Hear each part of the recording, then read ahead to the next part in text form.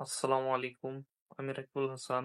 আজকে আমরা কথা বলবো হেমারয়েজ নিয়ে, যা আমাদের শরীরে এক ভয়াবহ সংকট সৃষ্টি করতে পারে। হেমারয়েজ অর্থ হলো শরীর থেকে অতিরিক্ত রক্তপাত, যা শরীরের ভেতরে বা বাহিরেও হতে পারে। হেমোরয়েজ প্রধানত তিন ধরনের হয়ে থাকে: আর্টেরিয়াল, ভেনাস, ক্যাপিলারি। আর্টেরিয়াল, যেখানে রক্তের রং উজ্জ্বল হয় এবং রক্ত চাপ দিয়ে বের হয়। ভেনাস, যেখানে রক্তের রং উজ্জ্বল হয় কিন্তু তা ধীরে ধীরে নির্গত হয়।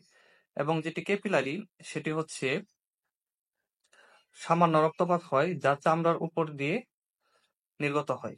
দুর্ঘটনা বা আঘাত, অস্ত্রোপচার, পেপটিক আলসার বা জরায়ুর সমস্যা যেমন ডিসফাংশনাল ইউটেরাইন ব্লিডিং এর মাধ্যমেও হতে পারে। হেমোরয়েজের ফলে অতিরিক্ত ক্লান্তি, দ্রুত শ্বাস নেওয়া, মাথা ঘোরা, পালস রেট কমে যাওয়া, রক্তচাপ কমে যাওয়া। হেমারয়েজ হলে করণীয়: রোগীকে শুয়ে দিন, পা একটু উঁচু করে রাখুন, দ্রুত রক্তপাত বন্ধ করার চেষ্টা করুন, প্রয়োজনে হাসপাতালে নিয়ে যান।